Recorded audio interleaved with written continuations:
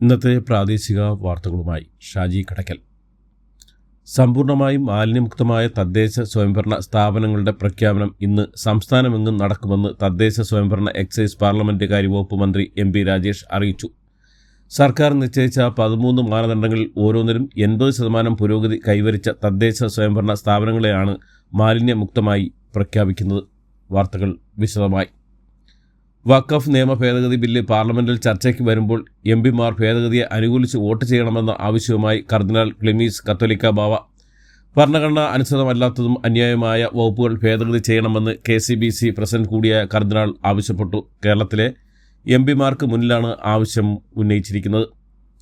Operation D ഹണ്ടിന്റെ ഭാഗമായി March 22 സംസ്ഥാന വ്യാപകമായി നടത്തിയ സ്പെഷ്യൽ ഡ്രൈവിൽ മയക്കുമരുന്ന് വിൽപ്പനയിൽ ഏർപ്പെടുന്നതായി സംശയിക്കുന്ന 2128 പേരെ പരിശോധനയ്ക്ക് വിധേയമാക്കി. വിവിധ തരത്തിലുള്ള നിരോധിത മയക്കുമരുന്ന് കൈവശം വെച്ചതിന് 117 കേസുകൾ രജിസ്റ്റർ ചെയ്തു. 128 പേരാണ് അറസ്റ്റിലായത്. കോൺഗ്രസ് നേതാവും വയനാട് എംപിയുമായ പ്രിയങ്ക ഗാന്ധി പാണക്കാട് വീട്ടിലെത്തി. മുസ്ലിം ലീഗ് സംസ്ഥാന അധ്യക്ഷൻ സാദിഖ് അലി ശിഹാബ് തങ്ങളുടെ വീട്ടിലെ ഇഫ്താറിൽ പങ്കെടുക്കാനാണ് അവർ എത്തിയത്. സംസ്ഥാനത്ത് കോൺഗ്രസ് നേതൃത്വത്തിലെ തർക്കങ്ങളിലും മുന്നണിയിൽ കോൺഗ്രസ് നേതൃത്വത്തിൽ നിന്ന് മതിയായ പരിഗണന ലഭിക്കുന്നില്ലെന്നുള്ള ലീഗ് നേതൃത്വത്തിൻ്റെ പരിഭവത്തിൻ്റെ കൂടി പശ്ചാത്തലത്തിലാണ് പ്രിയങ്ക ഗാന്ധി ഇവിടെ എത്തിയത്.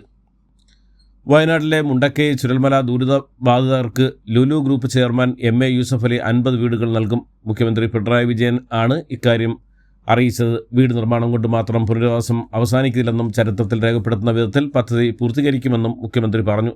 മേപ്പാടിയിൽ പുനരധിവാസ പദ്ധതിയുടെ പ്രതീകാത്മക തറക്കല്ലിടൽ ചടങ്ങ് ഉദ്ഘാടനം ചെയ്ത ശേഷം കേന്ദ്ര സർക്കാരിനെ വിമർശിച്ചുകൊണ്ടുള്ള ആയിരുന്നു മുഖ്യമന്ത്രിയുടെ പ്രസംഗം.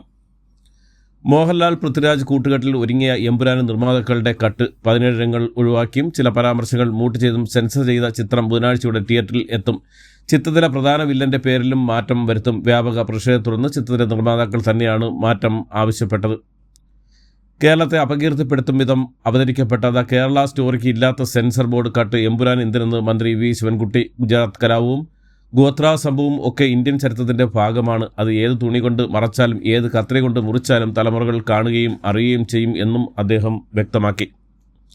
ഭയപ്പെടുത്തിയും ആക്രമിച്ചും ആവിഷ്കാര സ്വാതന്ത്ര്യത്തെ തടയിടാൻ സംഘപരിവാർ ശക്തികൾ ശ്രമിക്കരുതെന്ന് കോൺഗ്രസ് പ്രവർത്തക സമിതി അംഗം രമേശ് ചെന്നിത്തല. സംഘപരിവാർ സമ്മർദ്ദത്തിന്റെ ഭാഗമായി എമ്പുരാൻ സിനിമ വീണ്ടും സെൻസർ ചെയ്യപ്പെടുന്നതിനെ പ്രതികരിക്കുകയായിരുന്നു അദ്ദേഹം.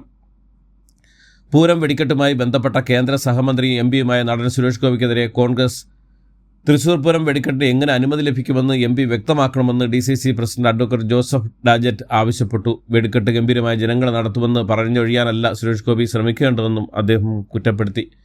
നവീൻ ബാബുവിൻ്റെ മരണവുമായി ബന്ധപ്പെട്ട് പ്രത്യേക അന്വേഷണ സംഘത്തിൻ്റെ കുറ്റപത്രത്തിൽ തൃപ്തിയില്ലെന്ന് കുടുംബം. നവീൻ ബാബുവിൻ്റെ സഹോദരനും നവീൻ ബാബുവിൻ്റെ ഭാര്യയും വീട്ടിൽ വിളിച്ചു ചേർത്ത വാർത്താ സമ്മേളനത്തിലാണ് പ്രതികരണം അറിയിച്ചത്. നവീൻ ബാബുവിൻ്റെ മരണവുമായി ബന്ധപ്പെട്ട ഗൂഢാലോചനയിൽ പങ്കെടുത്തവരെക്കുറിച്ച് അന്വേഷിക്കുന്നില്ലെന്ന് കുടുംബം ആരോപിച്ചു. തിരുവനന്തപുരത്തെ സമരത്തിൽ പങ്കെടുത്ത ആശാവർക്കർമാർക്ക് തടഞ്ഞുവെച്ച ഓണറേറിയം കിട്ടിത്തുടങ്ങി. ആലപ്പുഴയിൽ ആശ്രമവർക്കാണ് 7000 രൂപ ലഭിച്ചത്. വിവിധ PHSCയിലെ ആശാവർക്കർമാർക്ക് ഓണറേറിയം അവരുടെ ബാങ്ക് അക്കൗണ്ടിൽ ലഭിച്ചു. സമരത്തിൽ പങ്കെടുത്തവരുടെ ഓണറേറിയം തടഞ്ഞുവെച്ചത് റിപ്പോർട്ട് ചെയ്തിരുന്നു.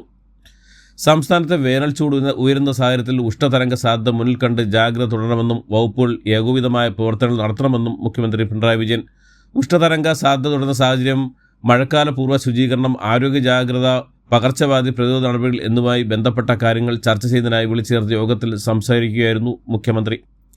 സർക്കാരിൻ്റെ പിടിപ്പുകേടും അമിത രാഷ്ട്രീയവൽക്കരണവും ഉന്നത വിദ്യാഭ്യാസ മേഖലയെ തകർത്ത് തരിപ്പണമാക്കിയതിൻ്റെ ഏറ്റവും ഒടുവിലത്തെ ഉദാഹരണമാണ് കേരള സർവകലാശാലയിൽ MBA ഉത്തരക്കടലാസ് നഷ്ടമായി വിദ്യാർത്ഥികളുടെ ഭാവി അനിശ്ചിതമായ സംഭവമെന്ന് പ്രതിപക്ഷ നേതാവ് VD സതീശൻ.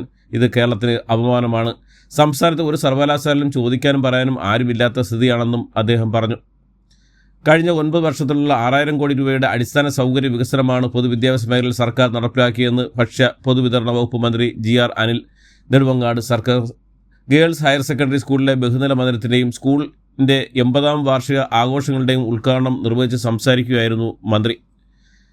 തൃശൂർ നഗരത്തിലെ 139 പഴയ കെട്ടിടങ്ങൾ പൊളിക്കാൻ കോർപ്പറേഷൻ കൗൺസിൽ യോഗം ഒറ്റക്കെട്ടായി തീരുമാനമെടുത്തു. കെട്ടിടങ്ങൾ പൊളിക്കാൻ കോർപ്പറേഷൻ സെക്രട്ടറിയെ ചുമതലപ്പെടുത്തി.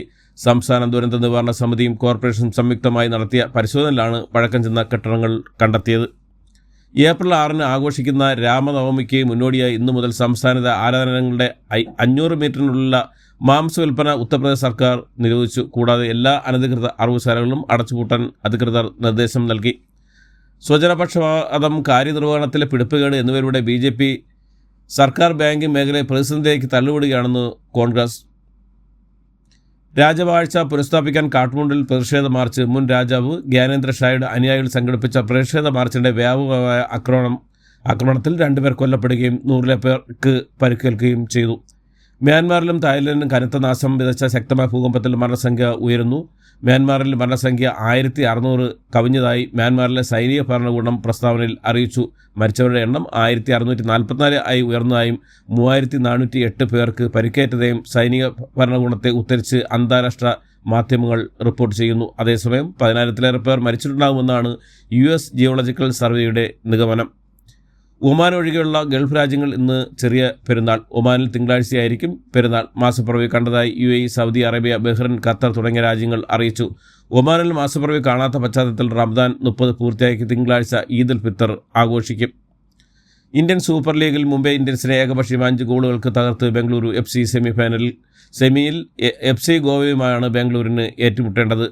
ഇന്ത്യൻ പ്രീമിയർ ലീഗിൽ ഗുജറാത്ത് ടൈറ്റൻസിനെതിരെ മുംബൈ ഇന്ത്യൻസിനെ 30 റൺസിൻ്റെ തോൽവി. ടോസ് നഷ്ടപ്പെട്ട് ബാറ്റിങ്ങിനെത്തിയ ഗുജറാത്തിനെ 41 പന്തിൽ 61 റൺസ് എടുത്ത സായ് സുദർശൻ്റെ ഇന്നിംഗ്സ് മികവിൽ 8 വിക്കറ്റ് നഷ്ടത്തിൽ 190 റൺസ് എടുത്തു. മറുപടി ബാറ്റിങ്ങിനെത്തിയ മുംബൈക്ക് 6 വിക്കറ്റ് നഷ്ടത്തിൽ 160 റൺസ് എടുക്കാനേ സാധിച്ചുള്ളൂ. ഇന്ത്യൻ പ്രീമിയർ ലീഗ് ആവേശത്തിലാണ് ക്രിക്കറ്റ് ലോകം. മത്സരങ്ങൾ ആവേശം ജനിപ്പിച്ച് മുന്നേറുമ്പോൾ റിലയൻസിന് കീഴിലുള്ള ജിയോ ഹോട്ട്സ്റ്റാറും വലിയ നേട്ടങ്ങളാണ് സ്വന്തമാക്കുന്നത്.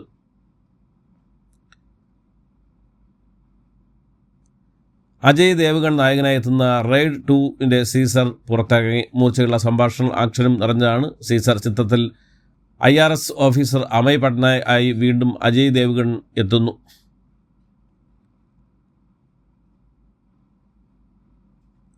ക്യൂബ്സ് എൻ്റർടൈൻമെൻറ്റ്സിൻ്റെ ബാനറിൽ ഷെരീഫ് മുഹമ്മദ് നിർമ്മിച്ച് ഹനീഫ് അദേനി തിരക്കഥയിൽ സംവിധാനം ചെയ്ത ഉണ്ണി മുകുന്ദൻ നായകനായ സൂപ്പർ ഹിറ്റ് ചിത്രം മാർക്കോ തിയേറ്ററുകളിൽ 100 ദിനം പിന്നിട്ട ചരിത്ര നേട്ടത്തിലേക്ക്. ഇതോടുകൂടി ഇന്നത്തെ വാർത്തകൾ അവസാനിക്കുന്നു. എല്ലാവർക്കും നന്ദി, നമസ്കാരം.